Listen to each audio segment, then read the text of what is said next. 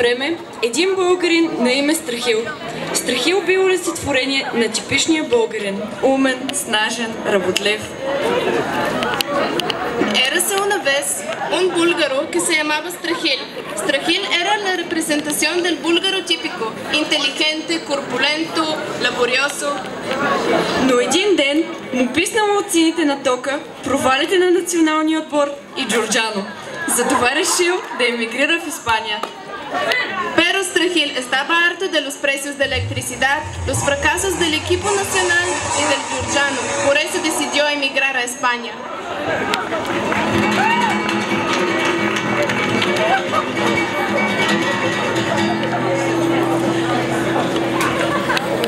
Там той очаквал да сбъдне испанската мечта.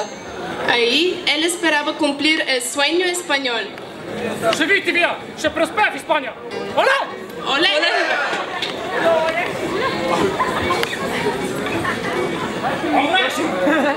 Але Испания! Але Испания! Всичко изглеждало прекрасно, когато Страхил пристигнал в Испания. Todo parecía perfecto cuando Strahil llegó a España. Обаче той не знаел, че испанците по принцип са много топли и сърдечни хора и схванал погрешно намеренията на двете испанки, които го посрещнали. Pero él no sabía que los españoles en principio son gente muy cálida y cordial, así que entendió erróneamente la intención de los dos españoles que lo habían recibido.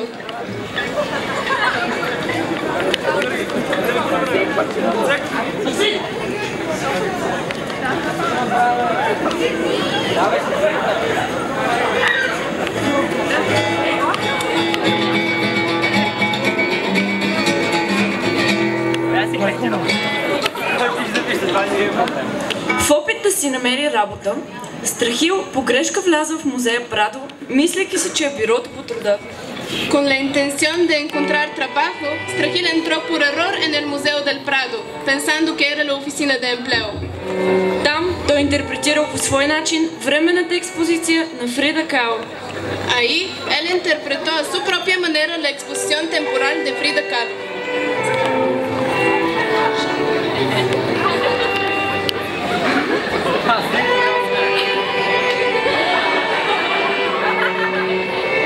След този сблъсък с изкуството, Страхил видял, че бюрото по труда всъщност се намирало точно до музея. Después de este tropiezo con el arte, Strahil vio que la oficina de empleo en realidad se encontraba justamente al lado del museo. Там той открил и други хора като него. Ahí, él encontró otras personas en su misma situación. Трябва ми тръба! Значи! Искам тръбако сега! Аз съм грев! Не искам за грев! Искам тръбако! Дайте ми тук тръбако, да свърхваме! Уви, Страхил явно не знаел, че Испания е една от страните с най-висок процент на безработица. Desgraciadamente, Strahil no sabía que España era uno de los países con más personas en paro.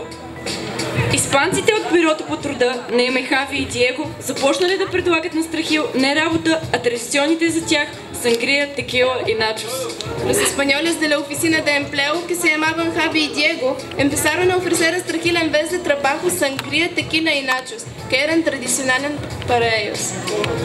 Българинът несъмнено бе подготвен за нещо такова и от своя страна извади едно парче сланина. Sin embargo, el búlgaro estaba preparado y a su vez sacó un trozo de tocino. Так му Хави, Диего и Страхил щели да говорят по същество и станало време за сиеста. Justamente cuando Javi, Diego y Strahil habían empezado a hablar en serio, ya era hora de la siesta.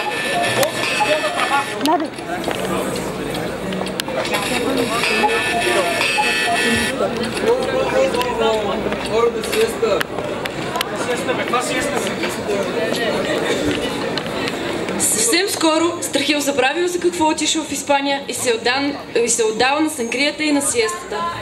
Muy pronto, Strahil olvidó por qué había venido a España y se dedicó a la sangría y a la siesta.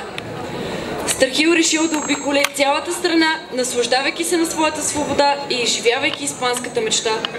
Strahil decidió recorrer todo el país disfrutando de su libertad, viviendo la vida loca y cumpliendo el sueño español.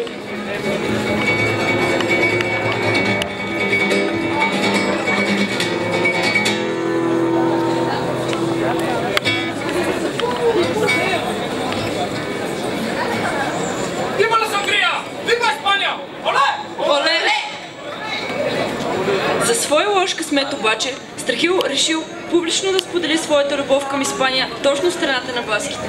Teniendo tan mala suerte, Strahil decidió hacer público su amor por España justamente en el País Vasco. Viva España! Оле! ¡Olé!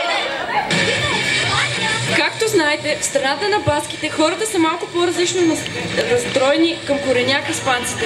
Como sabéis, en el País Vasco la gente es diferente y no es tan amable con los españoles naturales. Но Страхил не се поколебал и решил да използва един доказан метод към баските. Pero Strahil no dudó y decidió usar una fórmula infalible hacia la chica del País Vasco. Страхил започнал да изпразва чубовете си и оттам извадил Strahil empezó a vaciar sus bolsillos y de ahí sacó лютеница, lutenica, една глава кромитло, un poco de cebolla, каквото е останало от слонината lo que quedó del tocino и шоколад. y chocolates. Това дало достатъчно време на Страхил да се махне оттам завинаги. Esto le dio bastante tiempo a Strahil para irse de ahí para siempre.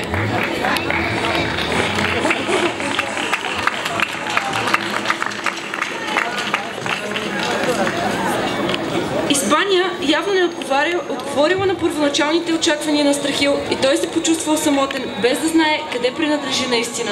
España aparentemente no respondió a las iniciales esperanzas de Strahil y él se sintió muy solitario, sin saber a dónde pertenecía realmente. Не искам вече в Испания. Искам си вкъщи. Испания не е за мен. Луди хора са тук. Искам си в България от дома.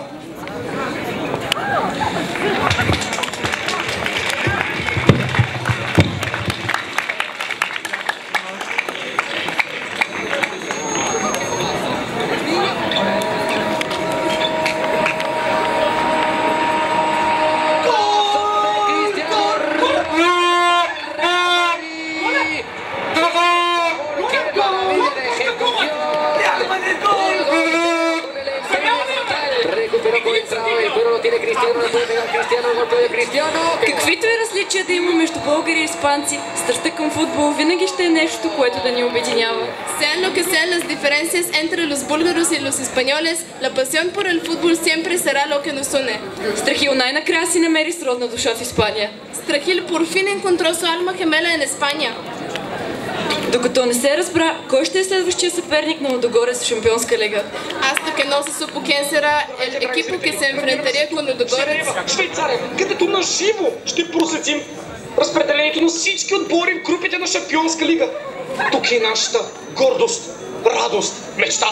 Лудогорец! И всеки момент ще научим кой ще е първият съперник на Лудогорец, след като той бе разпределен малко по-рано днес в група B. Топките се въртят. Тръпне всички в очакване, всички са на крака, всички българи гледат в момента на живо. Какво ще се случи? Ли ще извадим до топката и всеки ще видим кой е отборът. О, това е отборът на Реал Мадрид. За поредна година Реал Мадрид и Лудогорец ще мерят сили в групите на Шампионска лига. Едва ли това нещо се върши? Сега стана боя.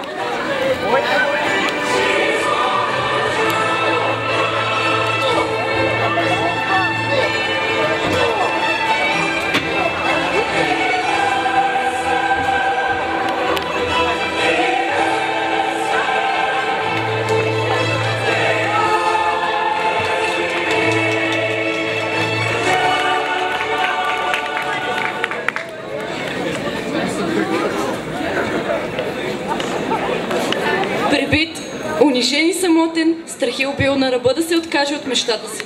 Golpeado, humillado y solitario, Strahil por poco iba a renunciar su sueño. В този момент се появила неочаквана подкрепа в лицето на таксиджията, който през цялото това време бе разкарвал Страхил из Испания. En ese momento apareció el inesperado apoyo del taxista que durante todo ese tiempo lo había llevado por España. Ай, качвай се, бе. А ти български ли говориш, бе? Да, бе, Киро се казвам, от Ливочево съм. Дойдох преди 10 години тук да ставам състезател във Формула 1. И какво стана? Еми, нищо.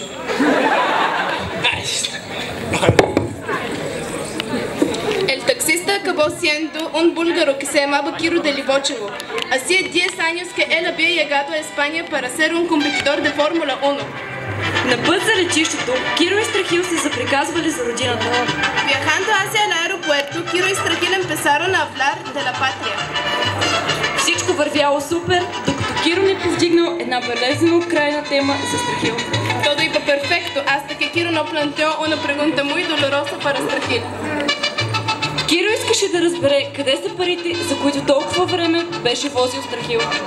Kiro quería saber dónde estaba el dinero que le debía, porque durante todo ese tiempo había llevado a Strahil de viaje por todos los sitios.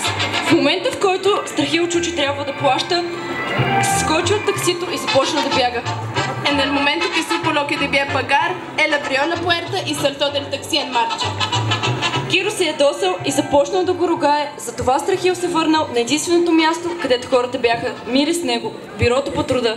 Kiro se enojó y empezó a maldecirlo. Por eso Strahil volvió al único lugar donde la gente había sido amable con él, la oficina de empleo. Става, hombres. Как сте? Браки, чико. Вие сте ми амигоса тук, бе. Амигос сме си заедно. Strahil se alegró de que ya tenía amigos, pero la conversación profunda entre Javi y Diego era la siguiente. Страхил се зарадва, че има приятели, но всъщност въодушевения разговор между Хави и Диего бил следния. За колко смяташ, че ще продадем този идиот? 20-25 евро и една кана сангрия. Amigos. Así los dos españoles vendieron a Strahil en el mercado negro. И от тогава никой никога не чу отново за Страхил. Desde entonces nunca se supo nada más sobre Strahil. А Киро таксиджията и до ден днешен търси своите 15 евро и 40 цента. Mientras Kiro el taxista